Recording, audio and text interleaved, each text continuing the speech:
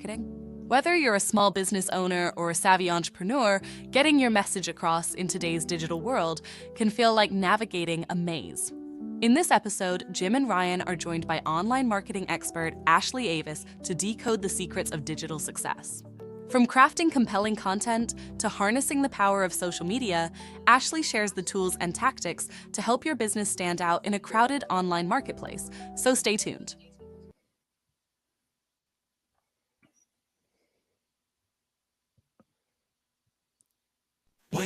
Wake up, it's time to rise. Talking money with sharp insight. Jim and Ryan here to guide. Mastering the money ride. Saving stacks and planning dreams. Living large by honest means. Tune in now for the schemes. Breaking down financial themes. Money mindset every day. Well, hello and welcome. In a heavy game of paper, rock, scissors, I've won the hosting position today.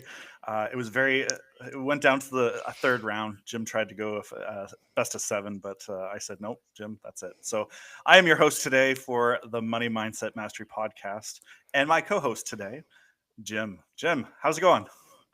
It feels like I'm sitting in the backseat of my car being driven around now. You know how you're always the driver, right? And then all of a sudden you kind of in the backseat going, "This is amazing." So I'm feeling wonderful, and I'm excited that we have a special guest today, Ashley, joining us as well. So looking forward to today's episode.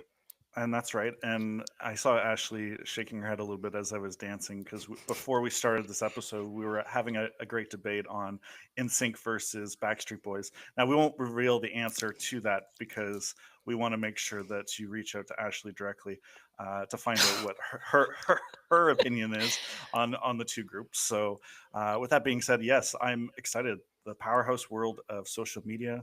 Ashley, I know we've talked about this for a little bit. And getting into some of the things that really unlock the success of social media. But first, tell us a little bit about yourself. Sure. Thanks, guys, for having me on the show, choosing me to be a guest. I'm Ashley Avis. I work with service providers to help them show up authentically and consistently online. Yes, so many business owners come to me and they're like, I need to master social media. Can you either help me or teach me or just do it for me? And I've learned a lot. I've been doing this, I'm going into year 5. Social media changes like crazy every year. So, staying with the trends, what's working, tracking the results for service-based businesses online is kind of what I'm known for, what I do. And I'm located like right here in Niagara on the Lake. A lot of my clients are local, but I do have some international clients as well, just to bounce some different ideas depending on where you're from. And I'm also a web designer and a mother of 2. Yeah, So, a coach, mother too. Most yep, important job ever, being a mother parent, of right? 2. Yeah, Yeah. that and podcasting, because I do have my own show as well, which, by the way, if you want to find out if I'm a fan of Backstreet Boys or NSYNC, you're going to have to listen to the Ashley Avis podcast and Yeah. find out. Well, we may have to have some TikTok videos, a dance off, perhaps, because Oh my I gosh. was definitely voted somebody who was most likely to be in a boy band back in high school. So we'll leave that there. So we can have the We conversation of can who is my park that. favorite. So yeah, we'll park Yes. that for later because Jim's gonna lose his mind at this point. No, no, I had no idea you were like that was what you were voted for to be in a boy band. That's Yeah, awesome. yeah. Yeah. So yes, obviously having a strong online presence is really important. And again, Jim and I love to bring in guests that are experts in these, and hence why we wanted to reach out to you and have this. So why is having this online presence so crucial for people in today's world? I'm really submerged in this online marketing world. So to me, the answer just seems so obvious, but there are some people out there that still haven't broke into the online scene yet, right? Sometimes I still meet a realtor or a massage therapist or a counselor, and they're still not online. And what I keep telling them is that you need to be searchable. Okay, so yes, the best of us can get by with word of mouth marketing or by converting referrals, right? And that's how I know if you are successful at converting referrals and that word of mouth marketing, that's how I know you're going to be in business in 5 years from now. But when someone hears your name, without being online, you're expecting them to remember your name, to remember your phone number, to remember how to get in touch with you. So when I'm saying, like, when you're on social media creating that content, or you've gathered an email list, or you've got your website and you're active online, you're searchable, right? And people will go and they will Google your name, and if you don't pop up, your competitors will, guaranteed. So when people ask me, like, why do I need to be online? I'm like, well, your competitors are, right? And I want you to be in business 5 years from now. So let's hurry up. Let's get on there. Does that make sense? Yeah. Yeah. You don't want Yeah, you like to miss out. no, I think I mean, years ago when I first started the business, if you didn't have a business card, right, you were kind of looked at as not a professional or not legit or whatever else. And nowadays, I think to your point, I think being online is our electronic version of a business card. And I Yeah. even know when we're referred to a new client, for example, one of the first things I do is I search LinkedIn to see if there's a LinkedIn profile. And then I do like look for them on Facebook and Twitter just to get a sense of their personality, and and also it helps to spark conversation as well. If I see a client that had gone to the mountains, for example, to the Rockies, a place that I love going to, it's a great way to just kind of Perfect. break the ice a little bit, right?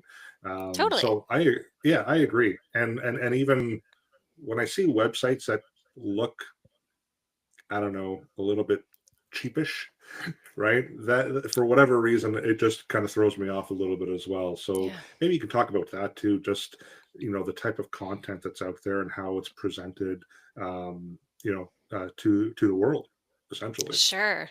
But just to throw back to your business card comment, it actually reminds Yeah. me of mine because I'm in year 5 of my business, right?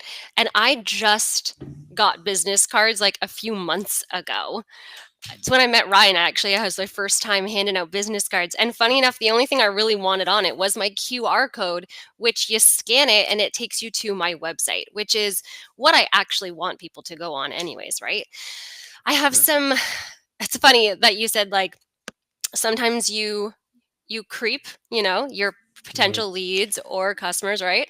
I do the same thing. And when I get to their website and it looks like, okay, I just went to someone's website and it looked like a 1989 bathroom. I was like, whoa, it's like pink and teal and has bubble font. And I was like, ooh, this isn't Fuzzy seats. Fuzzy seats. yeah, right. Fake flowers in the corner. And I was like, okay, we really need to. It doesn't take a lot. And I'm going to speak to this today. It doesn't take a lot to bring your brand or that visual presence up to where it needs to be in 2024. There's a lot of tools and a lot of things that an entrepreneur, a busy entrepreneur, can do on their own and not, or they can outsource but not have to pay an arm and a leg for it in 2024. So I can speak more to that, but I have some common mistakes that I'm seeing, whether it be online via your website or online via like your social media content, that I've come up with, because there's some really quick fixes that I would like to share with people today. Is that good? Can I That go? sounds Is that specific yeah. to Ryan and I, or this is generally speaking? I won't say. Okay. All right.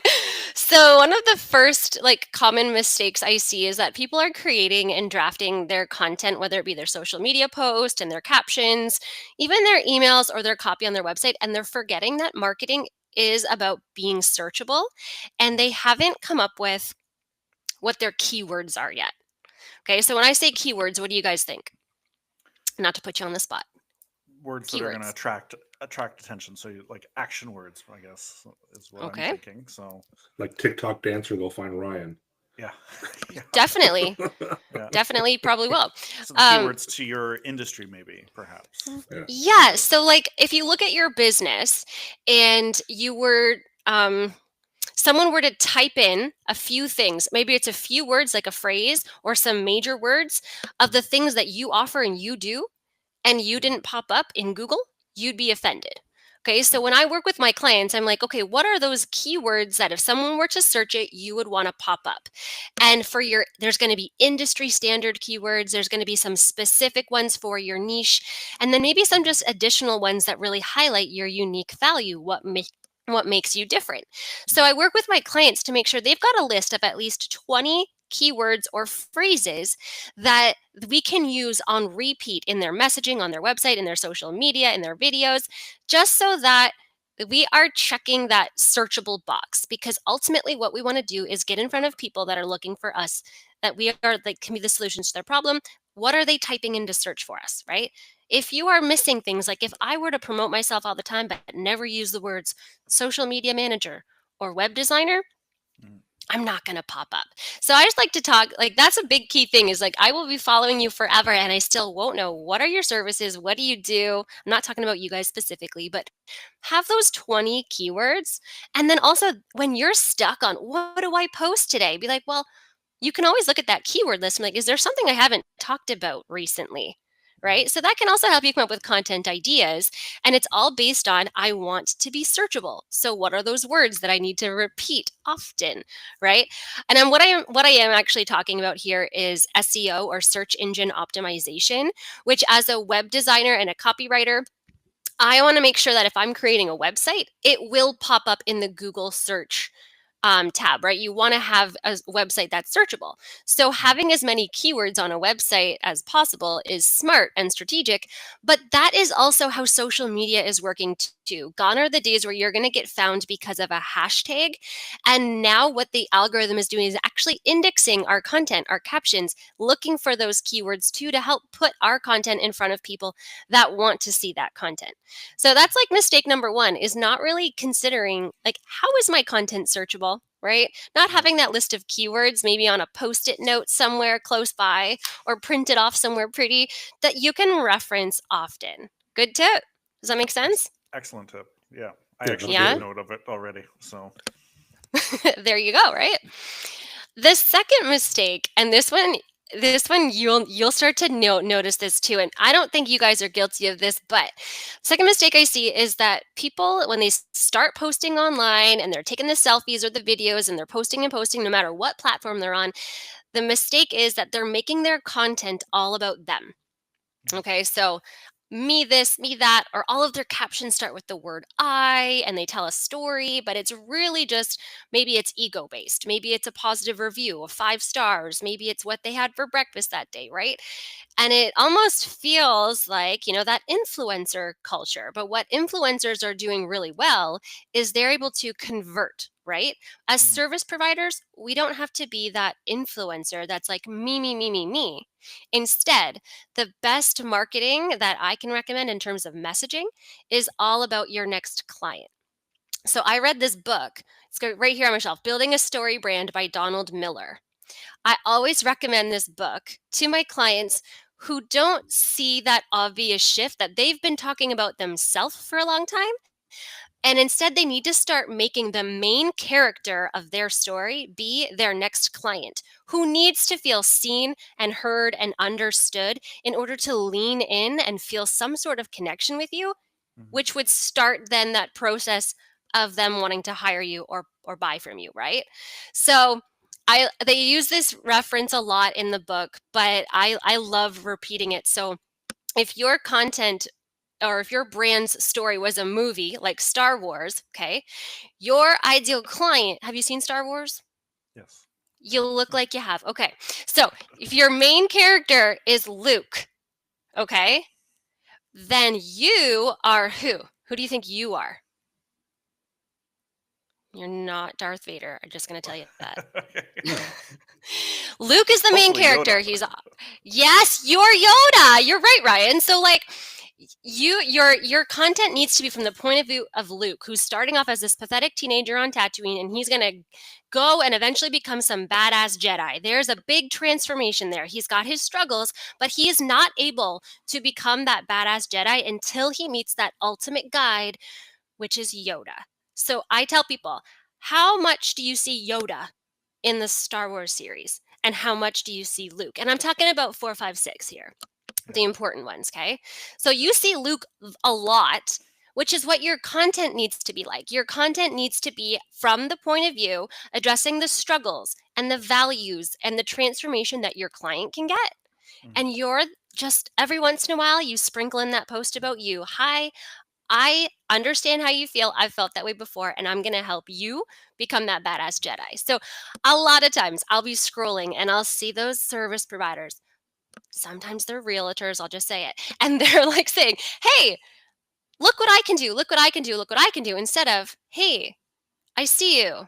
I understand what you're going through. I can help you. So that's another mistake that I see a lot of the times is that people are afraid that if I have to be on social media, that means I have to put myself out there a lot. But really, it's just that you have to put yourself out the way in a way that proves that you understand who your clients are and what they're struggling with. Does that give So you guys Ryan, our any next ideas? yeah. Well, no, I think our next team meeting, Ryan, I'm gonna wear my Yoda outfit. All right, perfect. But Ryan was already going to do that.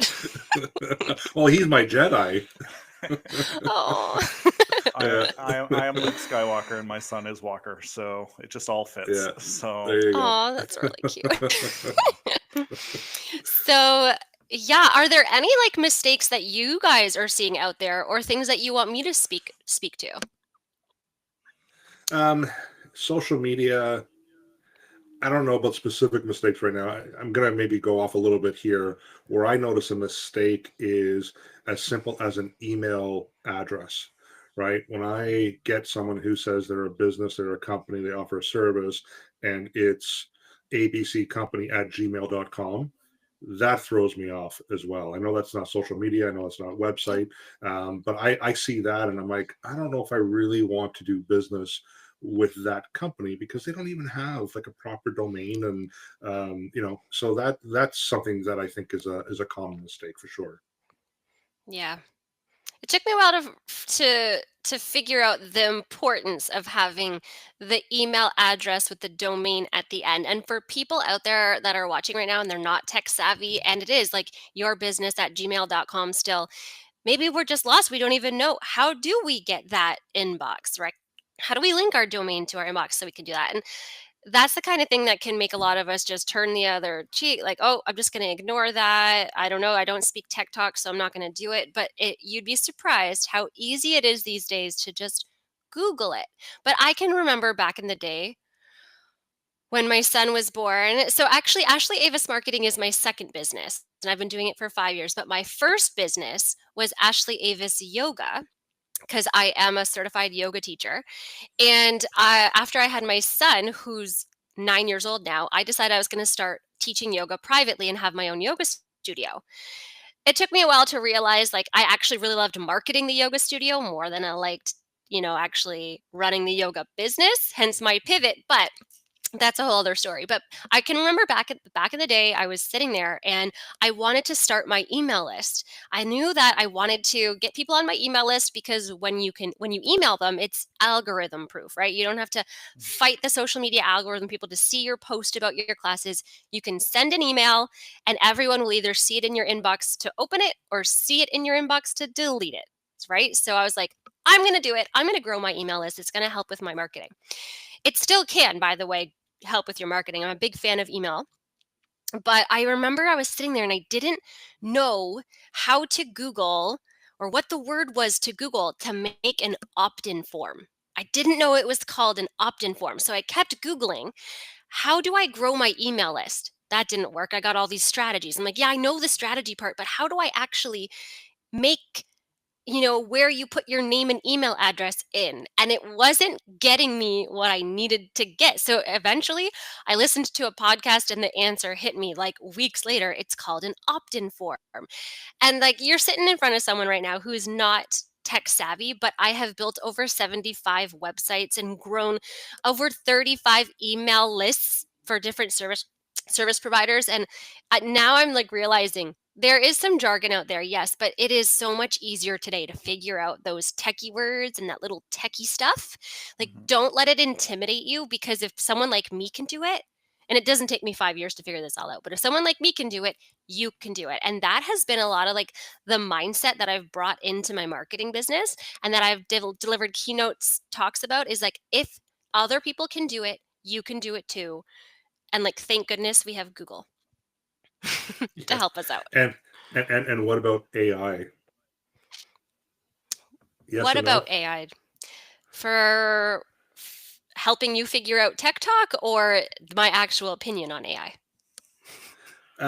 Let's keep it to tech talk and assisting individuals with getting their social online, platform going, websites, whatever else, using some of these tools, Yep. because I'm sure most people can realize, like, that lady that introduced us today, that was an avatar, right? That was not an actual human being. Now, most people don't realize that, but that technology has helped us, for example, to be able to produce an episode like we're doing today. Yeah. Our theme song, that wasn't something that Ryan and I sat back and started to think about, which boy band would come up with like this You awesome didn't theme write song. that? No, none of it was written. No, no, no. So how should people utilize AI to simplify things, but not necessarily rely on it too much, right? Because they want Okay. to personalize it as well, right? Love the question. And I'll just say my experience with using AI only goes as far as Chat GPT. Okay. So that's just letting y'all know I haven't dove into any big AI apps or AI features in the apps that I already use. So for everyone out there, when I say Chat GPT, if you know what that is, that's what I know. Okay. But here's how I feel about AI. When it first came out, as a social media manager or copywriter, I was like, I could have thought, great, there goes my job, right? Because people don't have to pay me now. They could just go onto ChatGPT and say, give me 10 posts about what I do, and there they are, right? But what I found was, since AI has come out, and I wonder if you guys have found this too, is that we are all very aware of it now. And some of us care, like, ooh, they use an avatar to introduce their show. Some people care, some people don't, right? At just either way, we're all critical of it. I think we're all becoming hyper aware of it. Pretty soon, like I think once it became popular to use Chat GPT to write your Instagram captions for you or your LinkedIn articles, we all realized, oh, look at how generic this sounds, right? Mhm. And I'm curious what you think about this, but when I use ChatGPT, I'm using it in a way to make a human sandwich. I think I told you guys this before, where it's like I will put the prompt in, and the bigger the prompt, the better, right? But you still have to sit there and write that prompt. Like, for example, I want you to write me a social media post um, based on who my ideal client is and like 10 things about them, what they're struggling with, where they're from, what kind of language they're using in my brand voice. So then you have to type in what your brand voice is, right? And then AI, like ChatGPT, will give you your answer. And then you still have to go through it and Mhm. edit it, because there's no way a computer or AI, whatever it is going to be able to sound exactly like you. I mean, and even if technology does advance, then we're all just going to get even more critical, right? Because what are we all craving? We're craving connection. We want to trust the people that we're hiring. The more Mhm. the more obvious AI that is included in your content, the the less likely we are to trust you, because we don't know how much of this is actually you, right? Yeah. So showing up like this, where you can see my mouth moving, this is me, that's Jim, that's Ryan, right? This is a great way to build trust, because you Mhm. know it's us, right? Yeah. But did we write that caption that kind of sounds generic last week? I don't know, right? Yeah. What are your thoughts?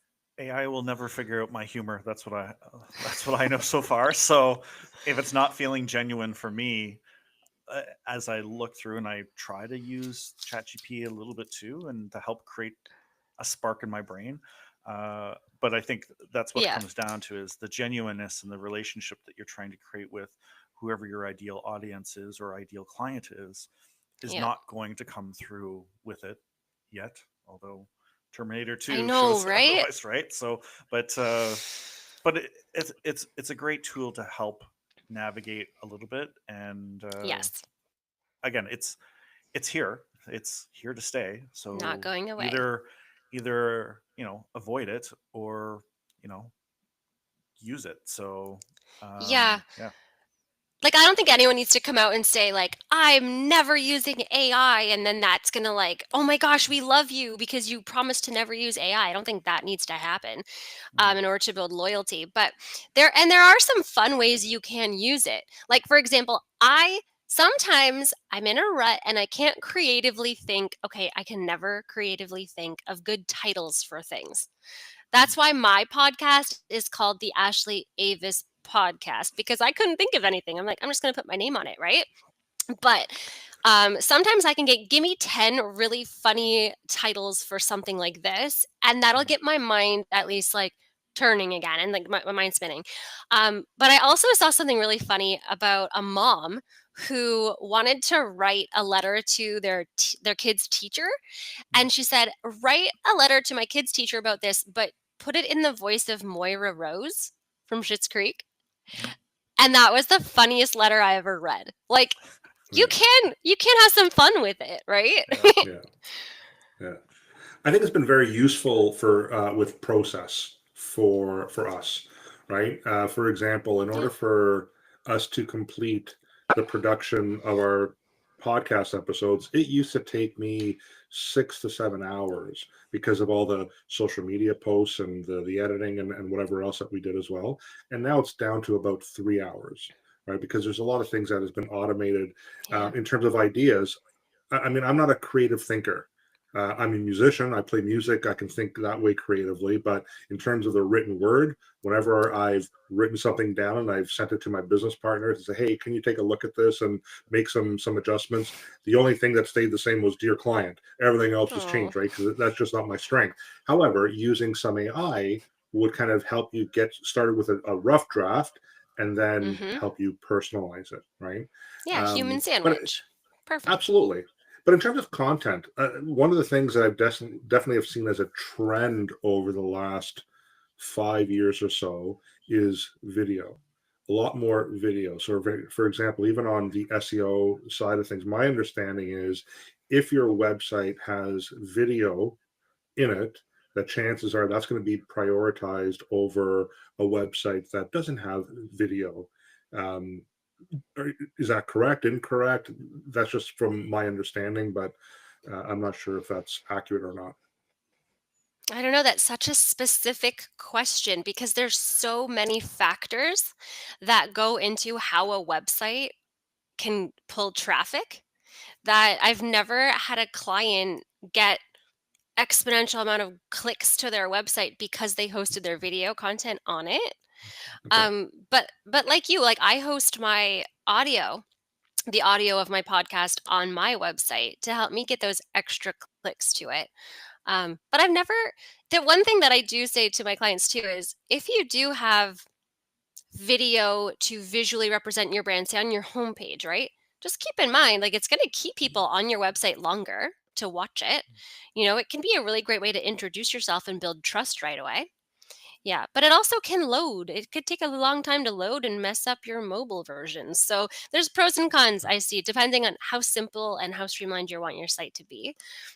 But video content is definitely good for other things. There's a lot of like benefit to investing in video content, but it can seem scary, especially when it comes to social media, because people think I have to be like Ryan and cho- master the choreography. Like I don't have those moves. You know, I can't dance and point and speak all with the camera on me, right?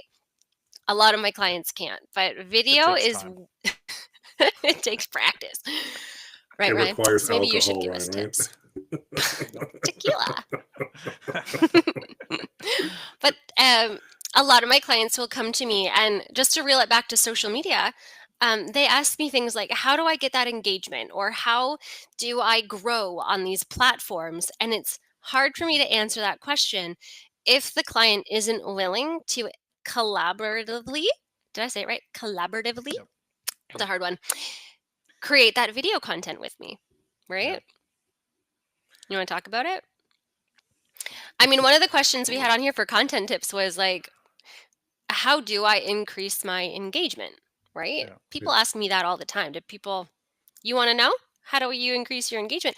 I say things like, well, can you be more specific? Like, what type of engagement are you looking for? That's what I will ask people. Like, do you want to get more likes and comments? Because that's good for one thing. Do you want to get more followers? Because that's good for another thing.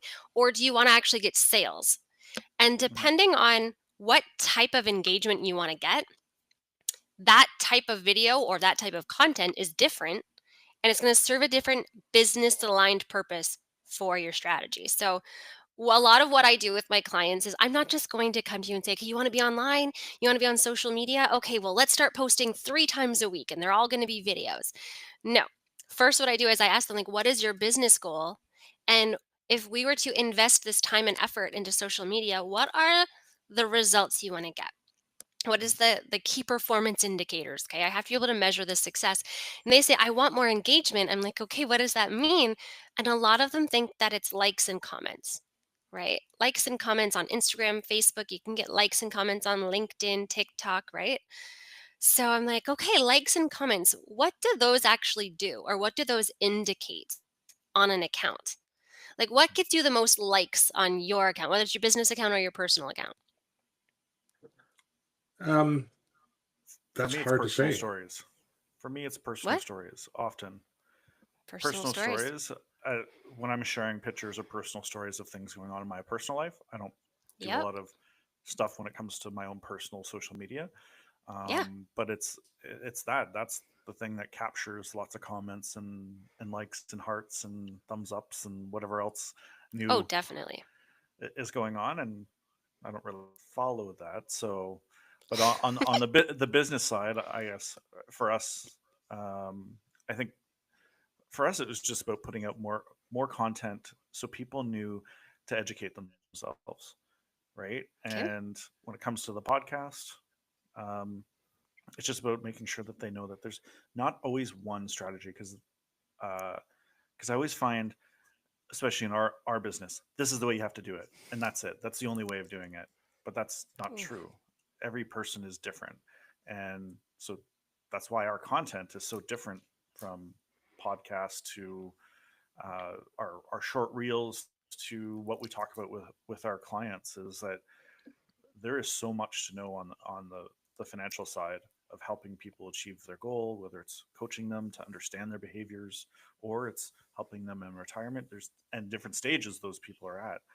You know, one Oh, yeah. individual that's a family or an individual that's a single parent, right? Like everything is so different. So it's just for us, it's for me at least, it's putting out content so you're at least adding value that somebody's going to walk away learning something or going to share that with somebody else. So, Well, You have a if I think, great, 'cause I'm the one that looks at our yeah. analytics. So if I look at our analytics, the ones that drive those increases in likes is one of two things. Either, hey, there's a big, huge tax changes about to happen, and you need to know what that is, and that Well, drives a yeah. lot of likes and clicks. Or when we've shared personal stories, like my personal health story, and how having certain type of insurance helped me get through that situation, right?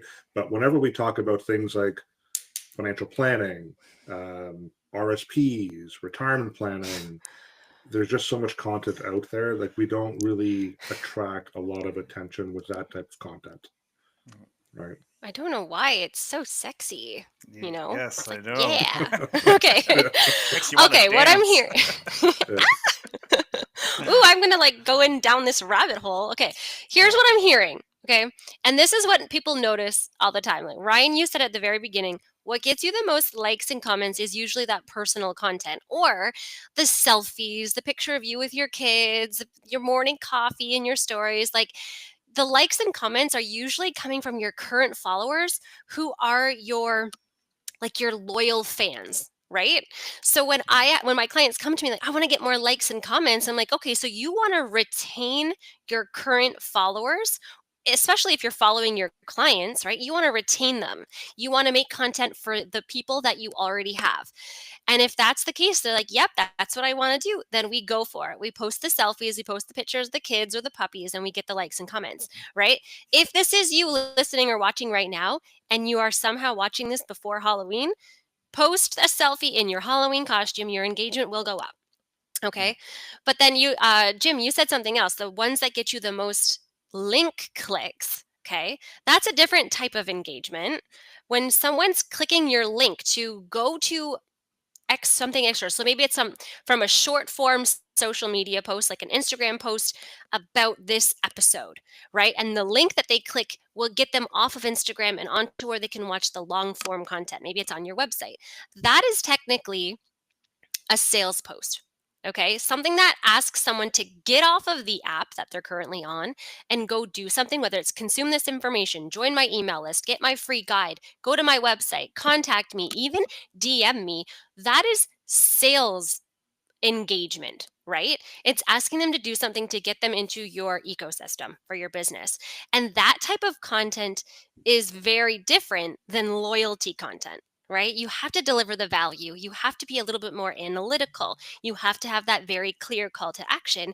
And typically, when you're in a sales phase, okay, those are phases of marketing that are a lot shorter because all your other types of engagement will tank when you're always talking about sales content, which I'm using the word sales because I'm not afraid to use it. But for you guys, like, you're not actually selling, you're actually just delivering more value, right? Like, here's a free guide or a free episode.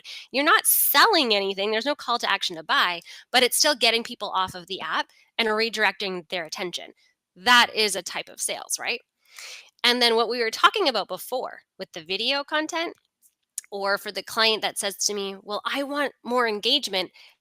And they come to me and I'm like, okay, well, who do you want to engage? Your current followers or new potential followers? And they're like, yeah, let's grow a big audience so I have people to actually like and comment, people to retain, people to sell to. Then I throw them in a growth phase, and you can't succeed in a growth phase without that short form video content that has that viral component, and it needs to be about Luke and you need to be Yoda. Okay, it needs to be from the point of view of who is going to follow me next and why, right? So adding in like those value statements or shareable content like funny memes or quotes or little snippets of education, little tiny tidbits of tips like education, those can go viral too, especially if they can deliver a quick win to someone, right?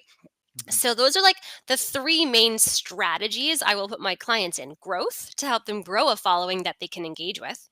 Sales was what usually follows growth, because now that you've grown a bunch of followers, we can now sell to them, right? Because we don't want to be selling to the same people over and over and over again. And then our loyalty phase is when you were ready for those likes and comments and to have some conversations with people that can like really show up for you, your loyal fans, and you can retain that following of people. A lot of this is very much aligned with what phase of business a business is in, and it works really well, I find, with service-based businesses. So if you're watching right now and you're a product-based business, I don't know if there's other things that you can do, but service-based businesses, this is where it's at.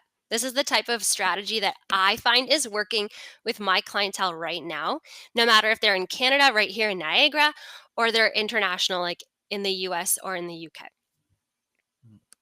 That's what's working. Now, Did it just Ashley, go like this? no, no. My question, because this comes up a lot as well, Okay. should people be paying to advertise on social media? Mm. Service-based businesses, there is a lot that you can do organically, aka for free, to get that brand awareness. Okay. So before you pay for ads, and I've had clients come to me, they're already invested in Google ad campaigns, or they've boosted posts or done Facebook campaigns, right? Before they laid their foundation, right? So I'm not going to tell you that you shouldn't pay for ads or you don't have to pay for ads. You can, but before you do, you should have a tried, tested, and true organic strategy in place before you start putting money into it. You need to make sure that it'll work before you pay, so that you know for sure when you pay, it will work more. So, for example, get your branding done, right? And I'm not talking about your logo, I'm talking about your messaging. Know what you want to say and how you want to say it, how you want it to visually look and sound as well. And then make sure you have, like, okay, if someone finds me on social media, where are they going to learn more about me? So you got to have like that home or that hub online, aka a website that tells your full story and is really good at converting people into leads or clients already. Right? So like if your website hasn't gotten you any leads and you're like, well, it's probably just because I don't have enough traffic. Well, test it out a little bit, okay? Like make sure that your website, go through it, test it a bit and see, is this website capable of converting or is there some flaws with it? Does it look like a 1989 bathroom? Mhm. You know? There's Yeah, so much I could talk about that a lot. comfort in the fuzzy covers to the bathroom I toilets. know what So I'm getting you for Christmas. yeah, Gosh, I know Hmm. people can spend time and resources. Um, how does one measure success in putting out the social media content, online content? How does one measure that success? Right. Well, I guess it just depends on what results you want to get. So I really stress the importance of like, if you're a business owner and you want to succeed with online marketing, as much as you would resist the tech talk or the marketing words and whatever, like you have to lean in and start to do your research and start to understand how this works. Because one of my biggest topics that I talk about, whether I'm at networking events or on my own show, on my own podcast, or just talking with friends, is that there are a lot of people out there that you can hire to do this for you that'll claim to get you the results. But if you don't interview them and you don't ask them for their track record, and you don't ask them, well, how is this going to help me grow my business? Okay. If you don't understand at least like the basics of what the strategy is that you're investing in, then it's going to be really hard to actually know if you're winning or losing. Okay. I've had clients where I've sent them their analytics reports and I even attached little Loom videos to explain to them what these results mean. And some of them watch it and they're like, this makes sense. And some of them just admit, I didn't have time to watch it, but I trust you. Right. And those are the people that I've been working with for over a year, like months and months of working together. They got to the point where they can trust me. But I spent a year educating them on they can expect, what's realistic in their industry. And I've shown them the numbers. So I guess the biggest takeaway I have for anyone listening is if you are going to outsource your social media or your web design or any online marketing strategy, don't just outsource it to someone and be like, okay, now you handle it. You have to still keep, an eye on it. You have to still put a collaborative effort and do your best to understand it, because there are people out there that will charge you a lot of money and they won't actually move the needle in any way, shape, or form. And you might not even know it. yeah. So that's the biggest takeaway here. I- Warning, there are web designers, there are social media managers out there that claim they can get you the results and get your business to explode, right? mhm. I just really want you to be critical, ask the questions, interview them first, and ask them for that track record. Like anybody that you hire, you want to interview a few people and feel what is the right fit. And you brought this when we first met too. Talked about that, is like there's a lot of people. Why we host this podcast is to help people make money or save money. And you Yep. just flat out said there's a lot of people wasting money out there, throwing in big dollars for something that's not going to get any return on their investment. And again, they're not paying attention enough to know what is truly Hmm. happening to their business. So great takeaway for a lot of clients that are looking to expand their business and their branding, and making Hmm. sure that they're hitting the right social media things. What do you see as like the next steps for the future of online in the marketing world? Like, we're in 2024. Yeah. Instagram, Facebook, clearly there's probably something else coming down the pipeline. I heard a rumor that TikTok is no longer in the US as of the next year. Like, Great. there's a yeah. So what do you see as some things that the future holds for marketing? All right. I'm not like a fortune teller or psychic, but this is what I hope happens in 2025. Okay. Mhm. What I'm hoping is that people will start to streamline where they are showing up. So, for example, stop spreading yourself thin, doing all the things: YouTube, Instagram, TikTok, Snapchat, Facebook, LinkedIn, right? Stop spreading yourself thin and instead get really good and specific at knowing where your clients are coming from and just go all in there.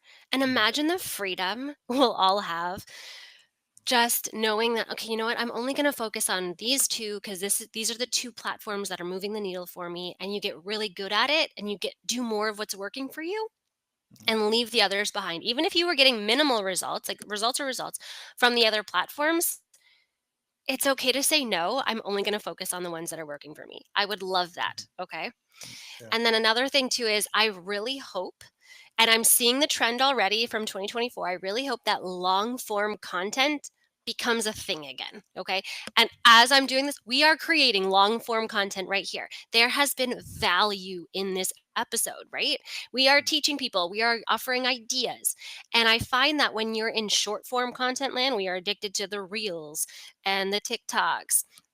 You're getting 15 to 60 seconds to teach someone something, and it's not fair. When you're an expert and you're like, okay, this, but with this and this, we can't go to X, Y, and Z when we're stuck on A, right?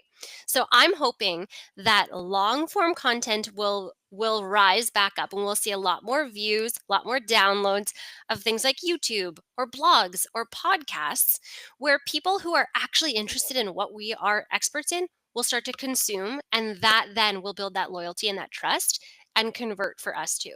Okay, so I love long form content in terms of SEO or website optimization, because there are so many keywords in long form content Mhm. that it just helps with like your Google clicks for your website. And your website, if it's done well, will convert people into email subscribers or leads. So that's my two predictions, is that we'll streamline where we're showing up and give ourselves a little bit of a breather, focus on what's getting us results and just go all in on that platform. And then focus more on that long-term good quality content. Don't just get AI to write that blog, write it yourself, because we will figure it out. Mhm. Yeah. I love that. The long, again, as you said, we're providing a lot more information, hopefully with a little bit of Yep. humor at the same time, because Mhm. again, finance is not Phew. sexy at all in No. any way. But hey, you never know. But I'm sad to hear that my TikTok dances will no longer be a trend of the future. That I'm just not means more sad. time. Sorry, you're not I'm sad. not sad. I'm not sad. I don't really like I it's funny, I don't have TikTok. I don't go on TikTok. And people think because I'm known for, social media marketing, of course Ashley has TikTok. I'm like, yes, I have an account. I've shared my Instagram reels to TikTok, but have I ever logged in? Mhm. Like I don't really go on there because TikTok is just, oh, people are going to hate me for this, but I think TikTok is just ugly Instagram. Mhm. So I just stay on Instagram. We were kind of debating the whole TikTok thing, and then an incident Yeah. happened this summer that I shared with Ryan. I was out in Mont Tremblant with my family and Mhm. having dinner, and I don't know what the conversation was with my 15-year-old son, but it led to him saying, "Well, Dad, you own a business and you have a podcast, right?" And at first I thought he was making fun of me, right? And then he's like, "Well, actually, two of my good friends listen to your podcast through TikTok."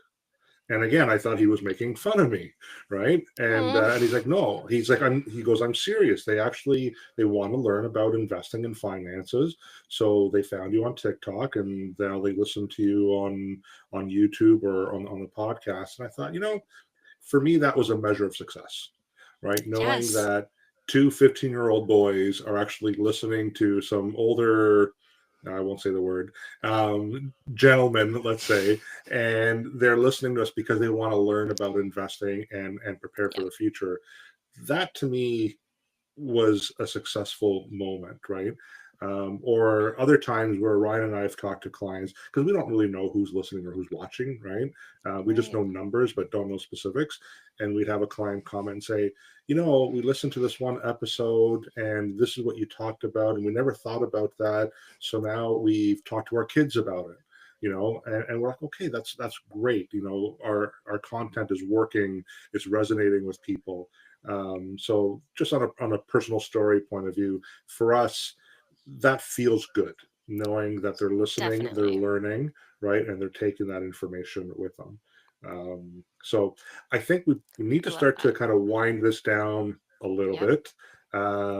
So Ashley, any final comments or thoughts? We could probably go on for another hour, I'm guessing, right? Yep. But yeah, probably need to wind this down now. Yeah. So, Well, one of the all right. last questions you asked me was, how do we know if it's working, right? And like what you just said, if your friends or family or your leads or your clients are coming to you saying, I listened to that episode, or I saw your video, or I loved your post about this, you have to take that verbal feedback Mm, as king. Like, right? That's how you know. If you feel good inside, that's how you know you're going in the right direction, yeah, right? You're showing up yeah. authentically and you're serving the right people. So keep doing what you guys are doing because that sounds perfect. If anyone has any other, questions about social media, my take on it, or you want my 2 cents, you could follow me on Instagram at Ashley Avis Marketing. That's my preferred platform. As service providers, I think we all could really benefit from a great booming Instagram account. And then, or you could go to my website, ashley.avismarketing.com. I have over 90 episodes of the Ashley Avis podcast. And I was saying, like, to Ryan, my episodes are short, like, they are 10 to 20-minute episodes. Most of them are solo episodes where I'm just giving out free advice. This is what worked for me. This is what worked for a client. And it's like consumable on the go marketing tips that are pretty up to date. And I don't flip flop my strategy around a lot. I'm pretty consistent on what I'm saying on there. And hopefully it starts to sink in and hit home to the people that are DIYing their marketing right now. Mhm. Awesome. Well, the Yeah. force is strong with this episode, I feel. So, Yeah. uh, Jim, do you want to remind everybody where they can get a hold of us? Oh, you're gonna do this to me now, eh? Yeah. So you can find us on our website at tvhfinancial.ca. If you'd like to email us, you can email us at financial@tvhgroup.ca. And finally, if you want to use a good old fashioned telephone, you can call us at 647-727-4668. And obviously, we're on all the social media platforms: YouTube, LinkedIn, Twitter, and Facebook. Is that good? And Yes. Instagram. We are on Instagram as well. Yes. All right, Ryan, Uh, are you Thank going to you. wind this up for us? yes, Jim, thank you very much. Ashley, thank you so much for joining us on the Money Mindset Yes, podcast. thank It you. was so wonderful to have you. Thank you. And again, if you're looking for an expert in the social media world, whether it's content, coaching within it, reach out to Ashley. Wonderful person. And she can tell you whether or not NSYNC, Backstreet Boys. With that, I hope everybody has a great day. All right. Thanks, Thank Ashley. you. Take care.